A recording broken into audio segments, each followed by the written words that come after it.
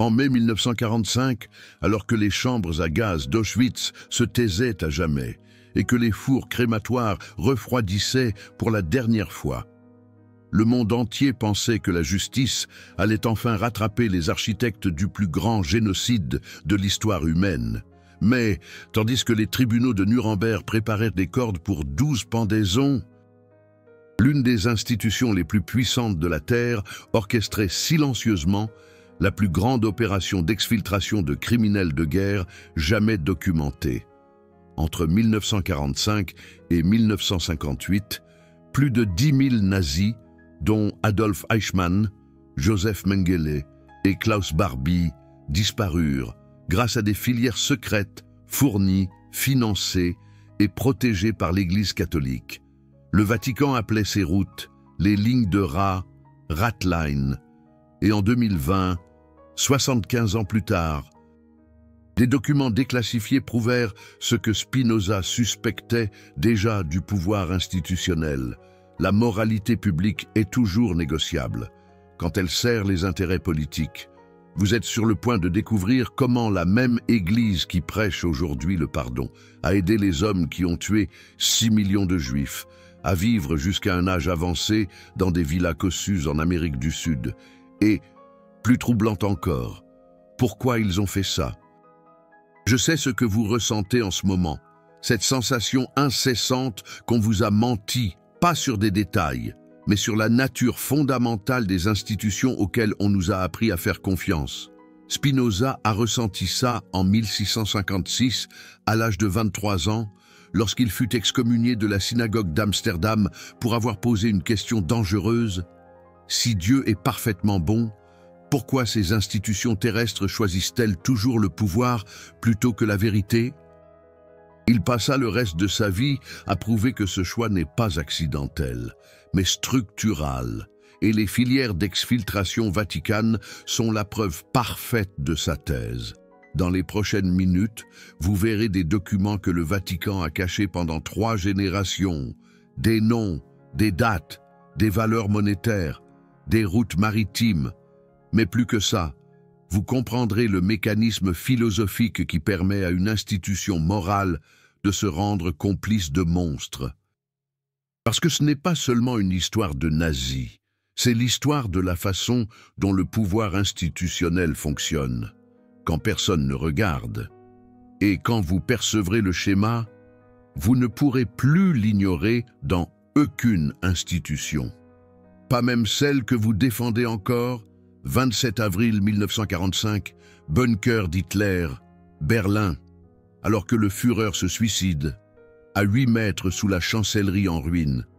Un homme nommé Adolf Eichmann, l'architecte logistique de l'Holocauste, responsable de l'organisation du transport d'1,5 million de Juifs vers les camps d'extermination, se trouve à 600 km de là, brûlant tous les documents portant son nom. Mais Eichmann sait quelque chose que les Alliés n'ont pas encore découvert. Il a des amis à Rome, des amis avec suffisamment de pouvoir pour le faire disparaître. 3 ans plus tard, en 1948, Eichmann est à Gênes, en Italie, hébergé dans un couvent franciscain, avec un faux passeport du Comité international de la Croix-Rouge. Le nom sur le passeport, Riccardo Clément, réfugié catholique. Qui a fourni ce passeport? Le père Anton Weber, secrétaire de l'évêque Alois Udall, recteur du collège allemand à Rome. Qui a payé le billet de bateau pour Buenos Aires, la commission pontificale d'assistance? Qui a autorisé cette assistance? Le Saint-Siège, le Vatican. Le 14 juin 1950, Eichmann embarque à bord du navire Giovanna C. à destination de l'Argentine. Il ne serait plus jamais jugé jusqu'en 1960, lorsque des agents du Mossad l'ont enlevé à Buenos Aires. Mais attendez, parce qu'Eichmann n'était pas une exception. C'était le protocole, Joseph Mengele, l'ange de la mort d'Auschwitz, le médecin qui a fait des expériences sur des jumeaux vivants, injecté de l'encre dans les yeux d'enfants pour changer leur couleur, disséqué des prisonniers sans anesthésie, est également passé par Gênes. Même couvent, même évêque, même passeport de la Croix-Rouge, non falsifié, Helmut Gregor, destination, Argentine, puis Paraguay, enfin Brésil. Mengele a vécu jusqu'en 1979, mourant noyé à l'âge de 67 ans sur une plage brésilienne, entouré d'amis. Il n'a jamais été arrêté. Klaus Barbie, le boucher de Lyon, SS Hauptsturmführer, qui a personnellement torturé Jean Moulin, chef de la résistance française. Et déporté 44 enfants juifs d'Isieux à Auschwitz, s'est également échappé. Route, Gênes, passeport, Croix-Rouge, fourni par le Vatican. Destination, Bolivie, où il a travaillé pour le gouvernement jusqu'en 1983. Franz Stangl, commandant de Treblinka, camp qui a tué 900 000 personnes en 15 mois, s'est échappé par la même route en 1951. Erich Priebke, responsable du massacre de 335 civils italiens dans les grottes ardéatines, route Vaticane, a vécu libre en Argentine jusqu'en 1995. Combien de nazis se sont échappés ainsi? Les estimations varient. L'historien Gerald Steinacker, de l'Université du Nebraska, a analysé 12 000 demandes de passeport de la Croix-Rouge à Gênes entre 1945 et 1950. Parmi celles-ci, 8 000 étaient allemandes et autrichiennes. Au moins 5 000 étaient d'anciens membres de la SS.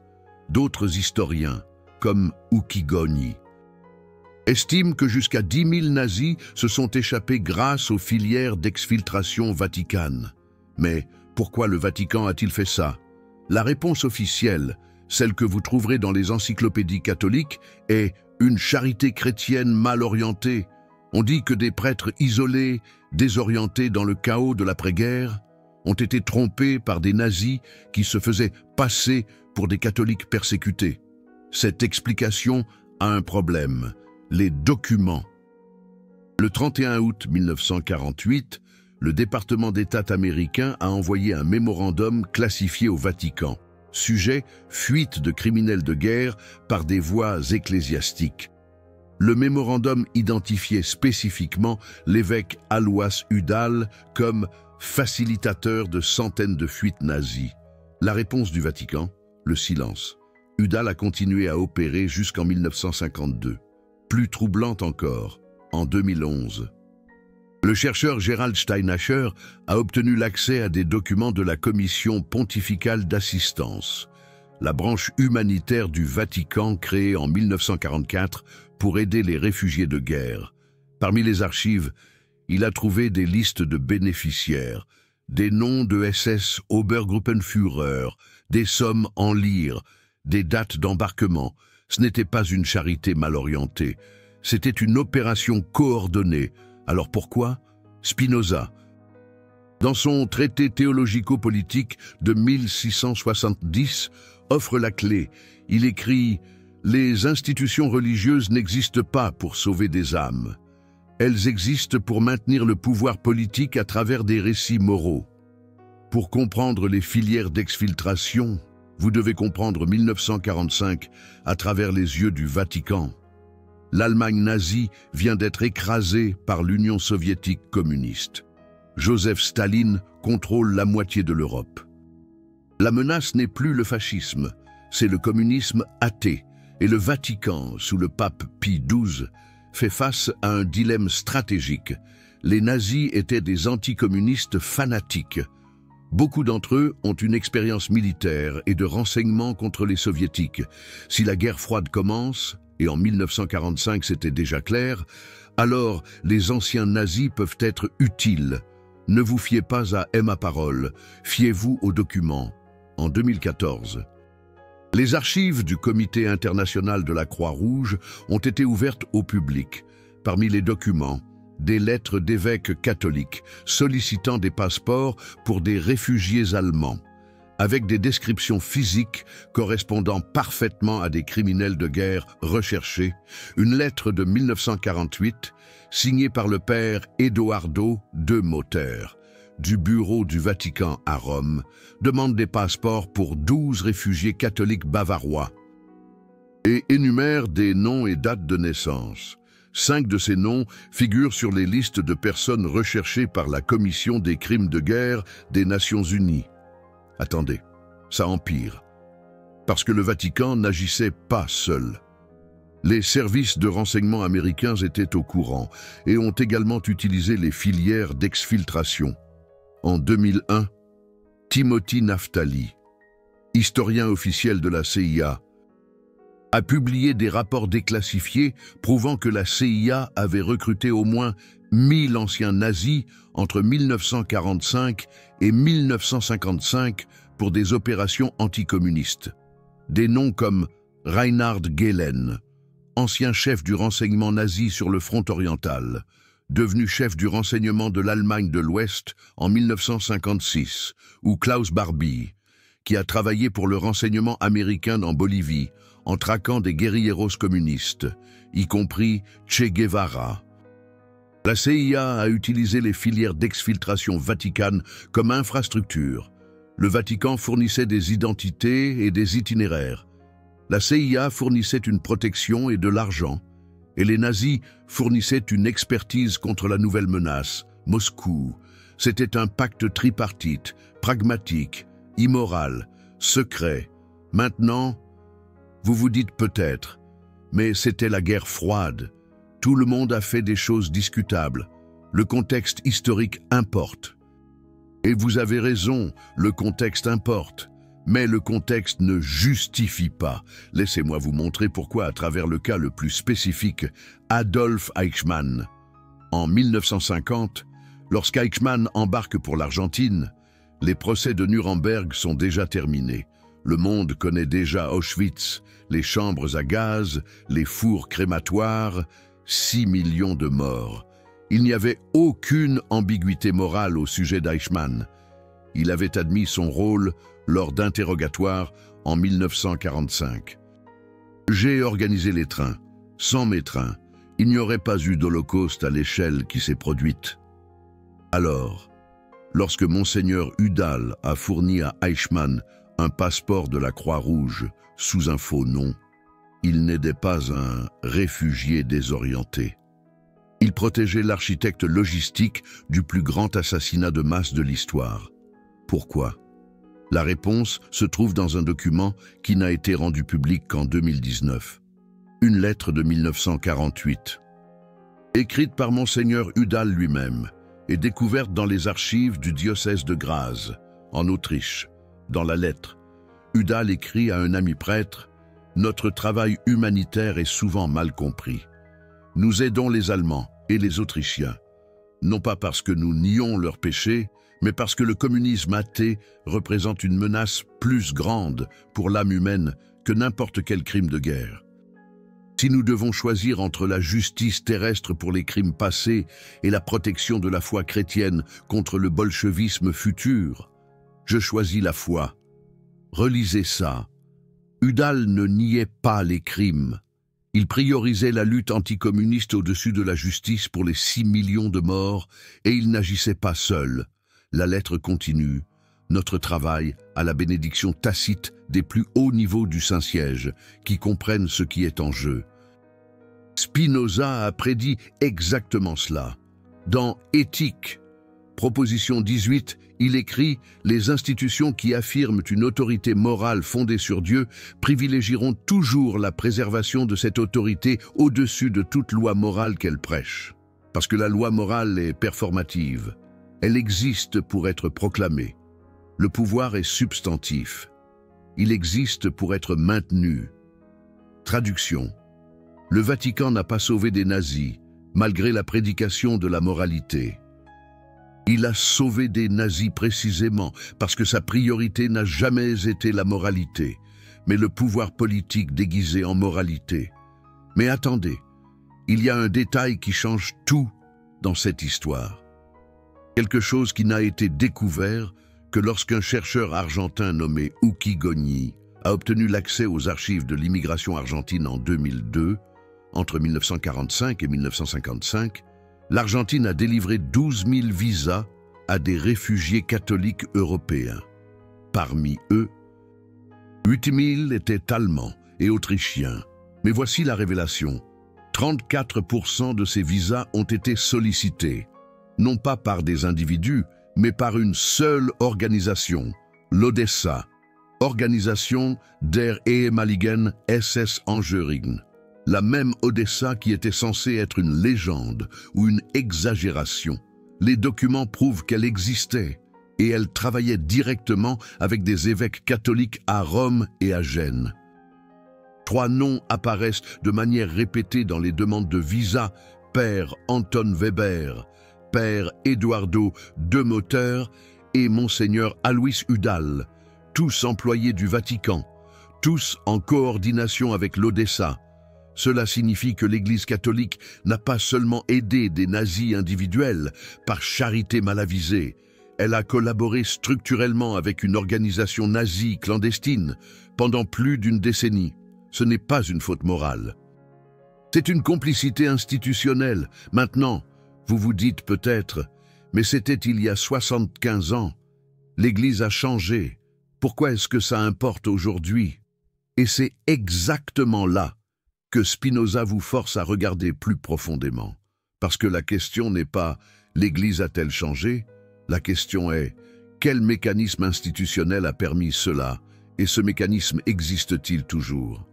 Testons cela.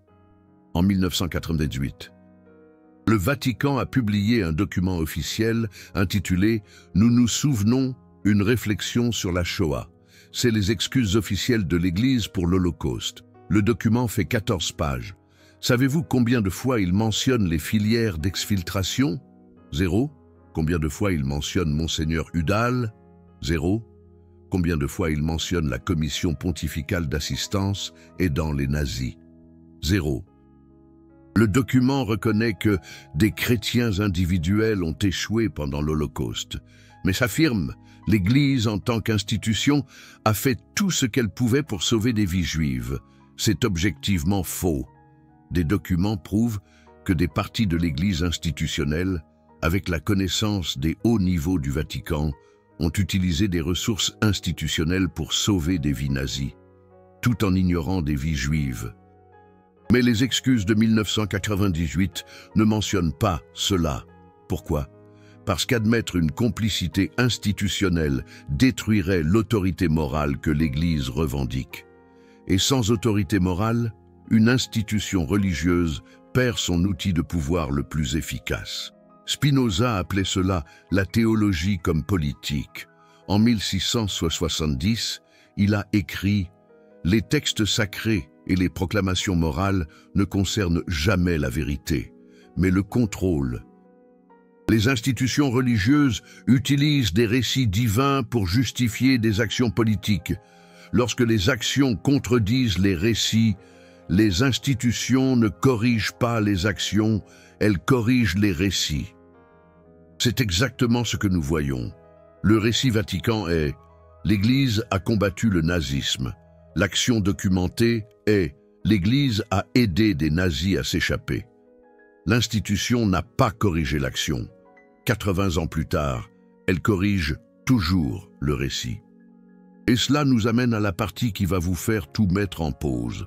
Parce que si le Vatican a caché les filières d'exfiltration pendant 75 ans, s'il a publié des excuses qui omettent délibérément des preuves documentées, s'il a collaboré avec l'Odessa nazie tout en affirmant défendre la moralité, quelles autres vérités historiques ont été corrigées de la même manière? Vous souvenez-vous qu'on vous a toujours enseigné que l'Église s'était toujours opposée à l'esclavage? Les documents du XVIIIe siècle révèlent que le Vatican possédait des esclaves jusqu'en 1800 et n'a formellement condamné l'esclavage qu'en 1890, après que tous les pays chrétiens l'avaient déjà aboli. Vous souvenez-vous qu'on vous a dit que l'Église avait toujours protégé les enfants? Des archives de 2020 révèlent que 216 000 enfants ont été victimes d'abus par des membres du clergé français entre 1950 et 2020, et que la hiérarchie a systémiquement étouffé l'affaire.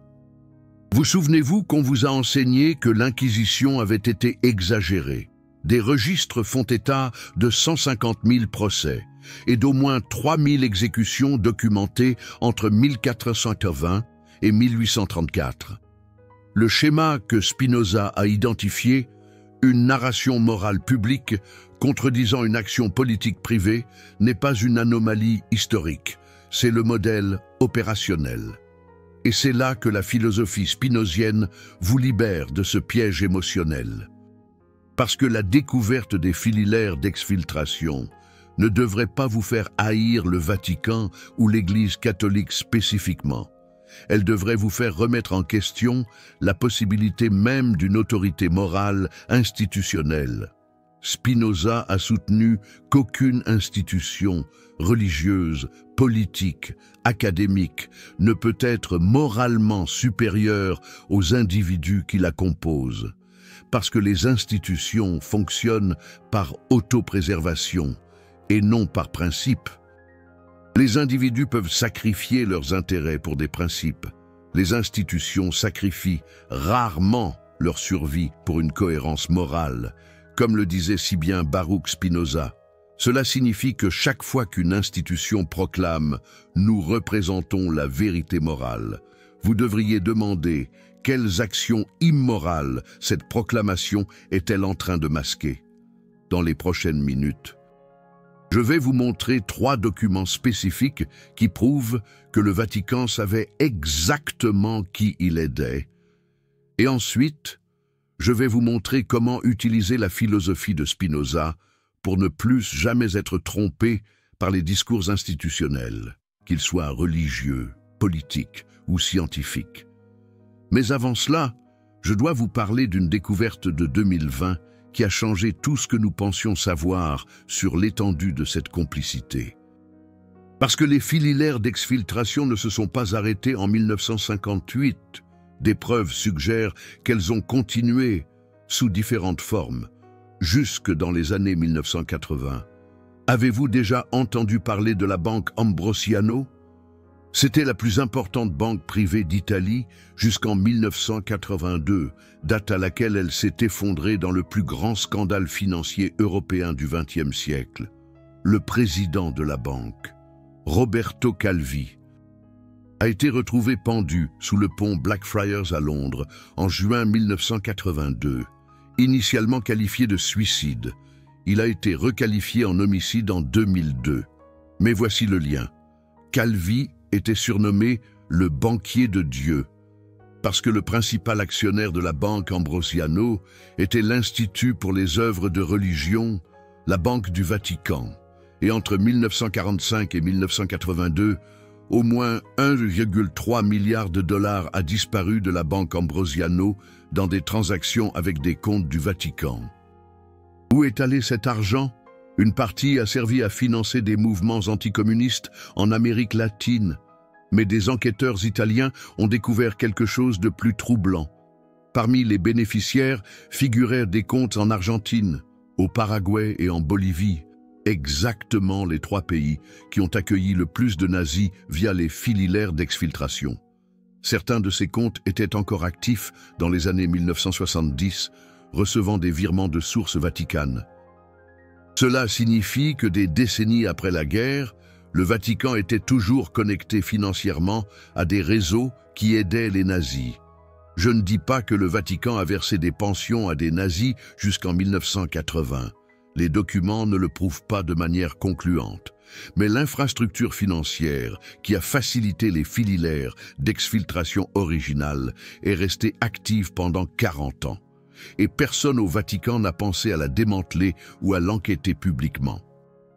Spinoza dirait « Bien sûr que non, parce que faire cela révélerait l'opération originale. » Et voici quelque chose qui va vous faire repenser tout ce que vous croyez savoir sur la responsabilité historique.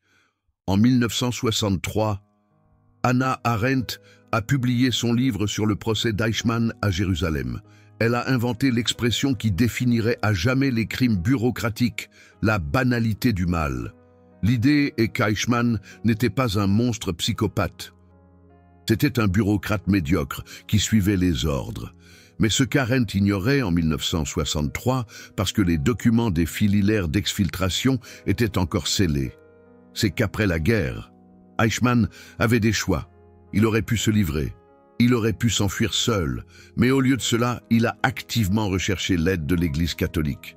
Et l'Église a activement accepté.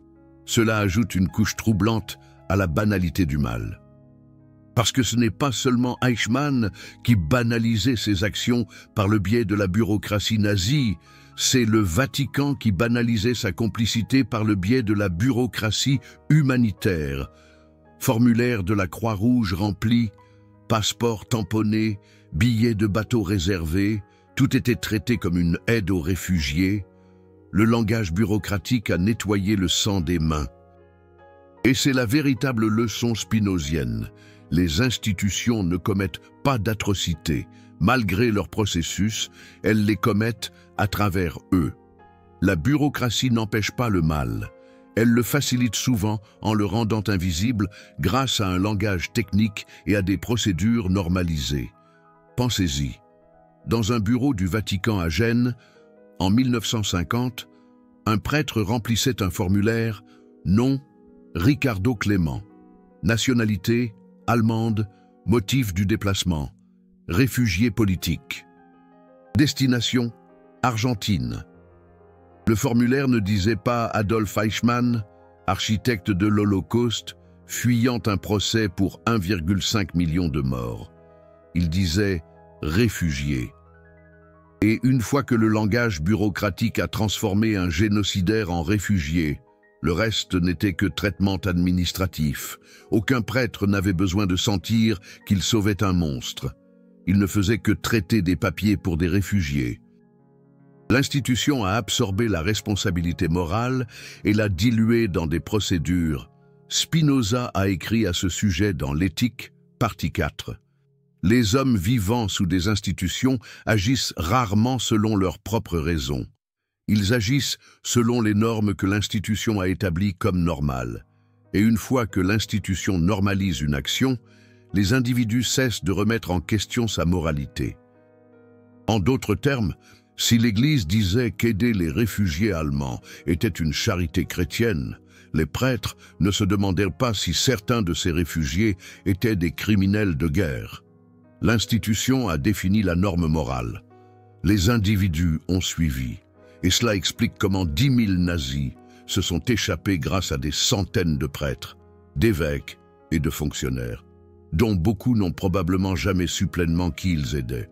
Mais ceux qui savaient, Udall, Demeter, Weber, ont créé un système bureaucratique qui a permis aux autres d'y participer sans pleine conscience.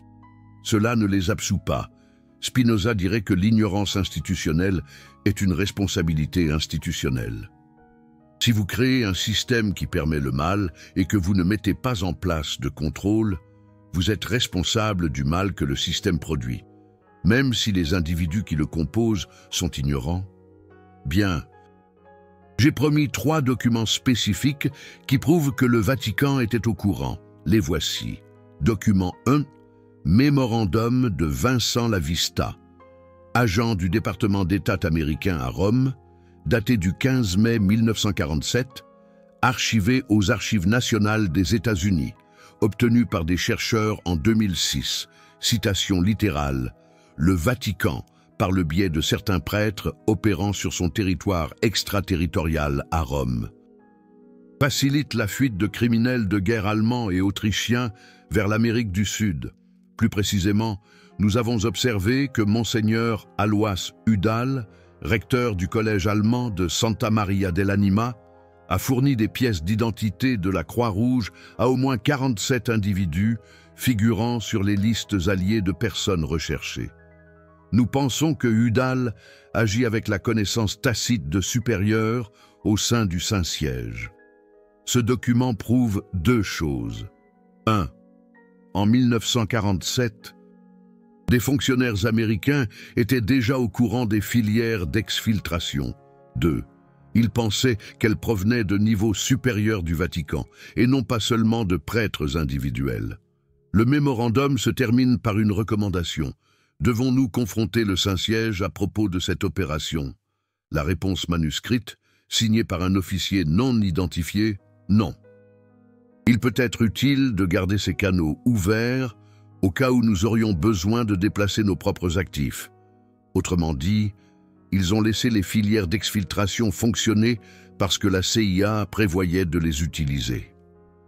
Document 2. Lettre de Monseigneur Udall à Juan Perón, président de l'Argentine, datée du 31 août 1948. Découverte dans les archives argentines par le chercheur Uki Gogni en 2002. Citation. Excellence. Je vous remercie personnellement de votre générosité à accueillir des réfugiés allemands et autrichiens qui fuient la persécution communiste. Je joins une liste de 120 noms recommandés par nos soins pour des visas humanitaires. Uki Gogni a croisé les 120 noms avec les listes de crimes de guerre. 83 étaient membres de la SS, 29 étaient officiers, 5 étaient impliqués dans des opérations d'extermination documentées. Ce document prouve que Udall n'était pas dupe. Il savait qui il envoyait et recommandait explicitement des officiers de la SS comme réfugiés. Document 3. Minuta de la réunion du 22 décembre 1949 entre le père Édouard de Meuter, représentant du Vatican à Gênes, et des fonctionnaires de la Croix-Rouge internationale, obtenu lorsque les archives de la Croix-Rouge ont été ouvertes en 2014. Citation, le père de Meuter a demandé 200 documents de voyage supplémentaires pour des réfugiés allemands sans documentation originale. Interrogé sur la vérification de l'identité, le père de Meuter a affirmé que l'Église se responsabilise de l'identité morale de ces hommes, et cela devrait suffire. Identité morale, pour des criminels de guerre, garantie par l'Église, ces 3 documents, tous déclassifiés entre 2002 et 2014, détruisent complètement le récit de charité mal avisée. Ils montrent connaissance, coordination et complicité institutionnelle. Et le Vatican n'a jamais reconnu publiquement aucun d'eux. Les excuses de 1998 ont été écrites comme si ces documents n'existaient pas, parce que si l'Église reconnaît qu'elle savait, qu'elle a coordonné, qu'elle a collaboré, l'autorité morale de 2000 ans s'effondre, et Spinoza vous enseigne que, pour les institutions, préserver l'autorité l'emportera toujours sur l'admission de la vérité. Alors, comment vous libérez-vous de ce cycle? Comment reconnaissez-vous ce schéma dans toutes les institutions, non seulement religieuses, mais gouvernementales, corporatives, académiques?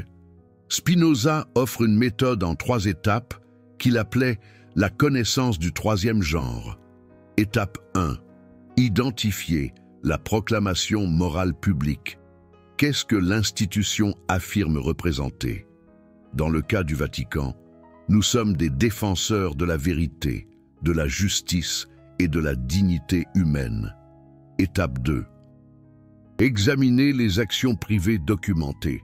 Qu'est-ce que l'institution a réellement fait quand personne ne regardait ou quand la révélation était improbable?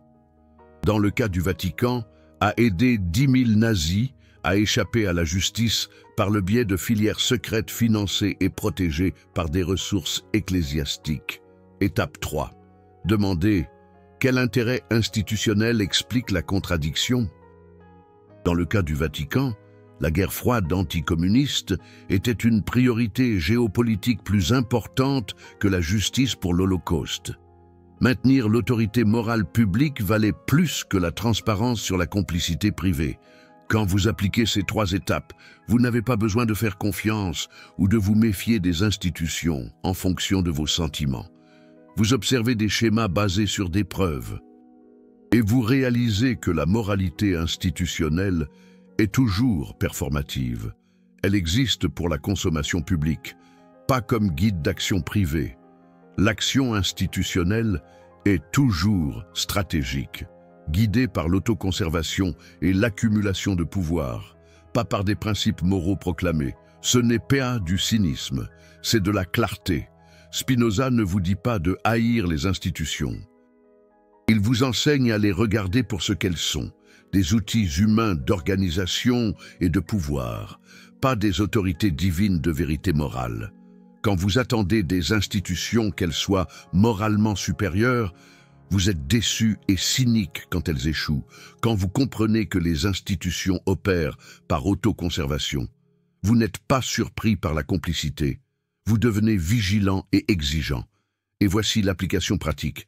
Aujourd'hui, quand une institution quelconque, gouvernement, entreprise, université, ONG, église, proclame « Faites-nous confiance, nous sommes les gardiens de la vérité morale sur X », votre première question devrait être « Quelles actions passées cette proclamation est-elle en train de dissimuler et quelles actions futures est-elle en train de justifier ?»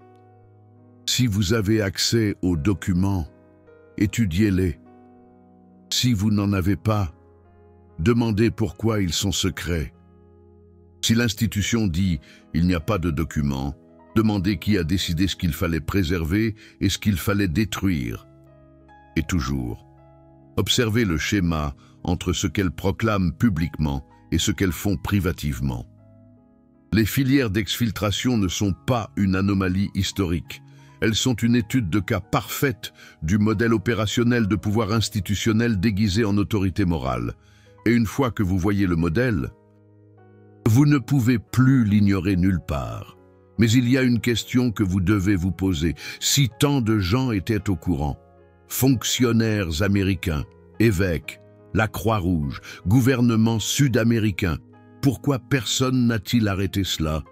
Pourquoi a-t-il fallu 75 ans pour que cela éclate au grand jour?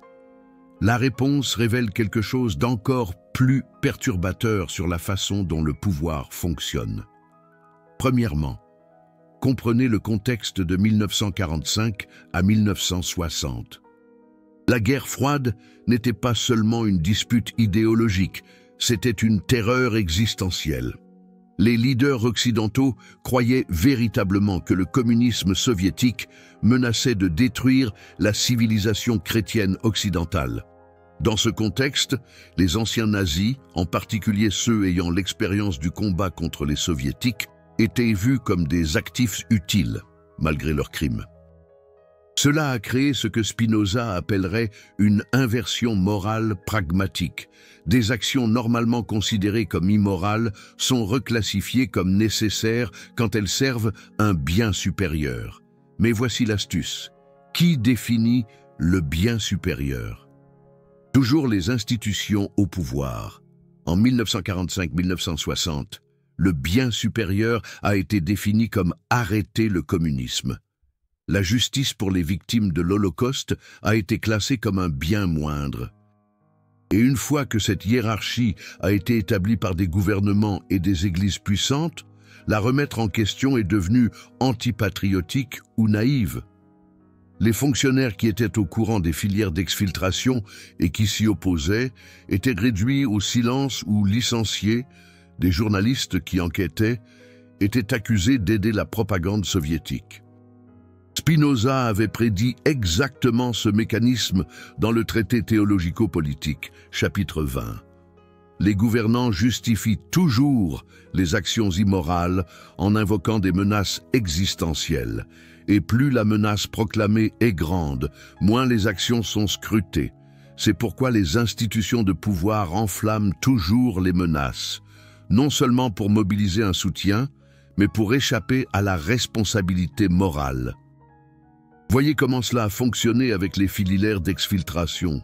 Quand Vincent Lavista, l'agent américain, a signalé les fuites nazies en 1947, ses supérieurs ont répondu « N'enquêtez pas, cela pourrait être utile ». Pourquoi? Parce que la CIA recrutait déjà d'anciens nazis. Klaus Barbie, par exemple, a travaillé pour le renseignement américain de 1947 à 1951. Avant d'être envoyé en Bolivie via les filières d'exfiltration Vatican.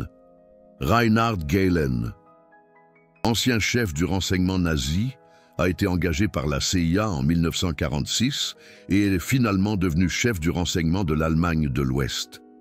L'opération s'appelait Opération Paperclip aux États-Unis et Opération Sunrise en Europe.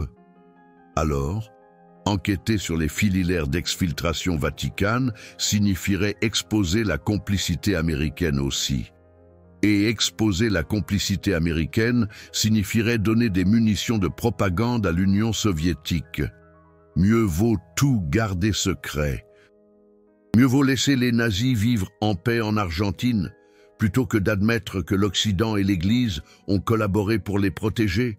La menace communiste a justifié le silence, et le silence a protégé tous les complices. Vatican, CIA, Croix-Rouge, gouvernement sud-américain. Cela a continué jusqu'aux années 1980 et 1990, quand la guerre froide a pris fin. Soudain, la justification a disparu. Les archives ont commencé à être déclassifiées. Les chercheurs ont obtenu l'accès et les filaires d'exfiltration ont finalement été exposés, non pas par courage institutionnel, mais parce que les institutions n'avaient plus de motifs stratégiques pour se cacher. La vérité a éclaté, non pas quand elle est devenue moralement nécessaire, mais quand elle est devenue politiquement sûre. Spinoza vous apprend à reconnaître ce schéma. Les vérités institutionnelles sont toujours révélées au moment opportun pour l'institution, pas au moment juste pour les victimes. C'est pourquoi n'attendez jamais que les institutions s'autopolicent. Elles n'admettent leurs erreurs que lorsque l'aveu est moins coûteux que la dissimulation. En 1945-1990, dissimuler les filaires d'exfiltration en valait la peine. En 2000-2020, continuer à dissimuler est devenu insoutenable. Pas parce que l'Église a développé une conscience morale, mais parce que les preuves accumulées ont rendu la négation impossible. Et même ainsi, voyez ce que le Vatican a admis. Presque rien officiellement. Aucune excuse spécifique pour les filaires d'exfiltration. Aucune commission de vérité. Aucun accès complet aux archives. Ce que nous avons, ce sont des chercheurs indépendants forçant les révélations document par document, archive par archive, au fil des décennies, parce que les institutions ne confessent jamais volontairement. Elles sont exposées contre leur volonté. Maintenant, laissez-moi vous raconter quelque chose que peu de gens savent.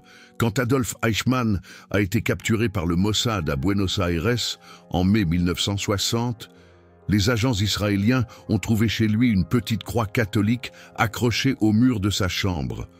Eichmann n'a jamais été catholique. Il a grandi luthérien et était athée idéologique selon ses propres écrits. Mais la croix était là. Pourquoi? Parce que pendant 15 ans, l'identité Ricardo Clément, réfugié catholique, a maintenu Eichmann en vie. La croix n'était pas la foi. C'était un camouflage fourni par une institution qui a choisi de protéger l'architecte logistique d'1,5 million de morts. Cette croix devrait être dans un musée, avec une plaque expliquant « Moralité institutionnelle jouée, complicité structurelle révélée ». Si cette révélation vous a ébranlé, si elle vous a forcé à reconsidérer des narrations que vous avez acceptées sans questionner, vous venez de vivre ce que Spinoza appelait la liberté par la compréhension. Ce n'est pas confortable, mais c'est réel. Et le réel gagne toujours le réconfortant quand vous cherchez la vérité.